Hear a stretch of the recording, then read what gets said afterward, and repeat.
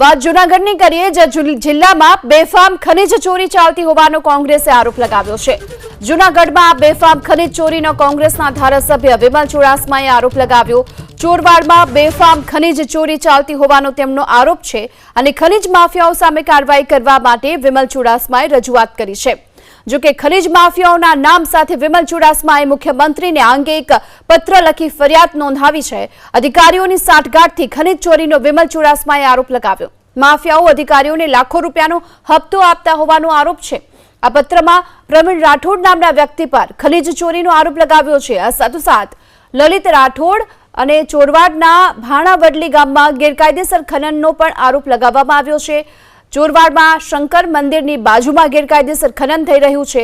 આ સાથે જ વાછરા દાદા મંદિરની બાજુમાં પણ ગેરકાયદે ખનનનો આરોપ છે।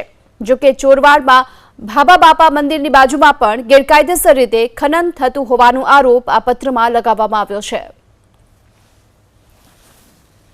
જૂનાગઢ જિલ્લાનું ચોરવાડ શહેર આવેલું છે, ત્યાં ખૂબ મોટે પાયે ખનીજ માફિયાઓ દ્વારા ખનીજ ચોરી, બિલ્ડિંગ લાઇમસ્ટોનની ચોરી કરવામાં આવે છે। ઘણા સમયથી કરવામાં આવે છે।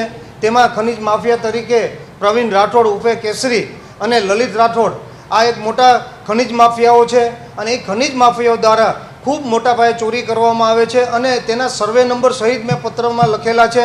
અને હું તો કહું કે અંદાજિત એ ખાડાઓ છે, એ બિલ્ડિંગ લાઇમસ્ટોન છે કે આપણી વિધાનસભાની બે બિલ્ડિંગો અંદર વહી જાય આટલા મોટા મોટા ખાડાઓ અને લાઇમસ્ટોન બિનકાયદેસર કાઢેલા છે અને એ ખાડાઓ માપવામાં આવે તો 200 કરોડનું ખનીજ ચોરી ત્યાંથી પકડાય એવું છે। અને આ જાણ મેં જૂનાગઢ જિલ્લાના ખનીજના મુખ્ય અધિકારીને જાણ કરેલી। હું અહીંના કમિશનર ધવલ પટેલને રૂબરૂ મળેલો અને એ સિવાય પણ અહીંના સચિવ મમતા શર્માને પણ હું રૂબરૂ મળેલો અને એચપી પટેલને પણ હું રૂબરૂ મળેલો અને એ સિવાય પણ એચપી પટેલને મેં ટેલિફોનિક વાત કરેલી। આ લોકોને આ જે ખનીજ ચોરી થતી હતી એના લોકેશન મેં આપેલા, એના સર્વે નંબર આપેલા, પણ આ ખનીજ માફિયાઓ મોટે પાયે ત્યાં દર મહિને હપ્તા આપતા હોય છે, મહિનાના 5-5 લાખ રૂપિયા હપ્તા આપતા હોય છે। એના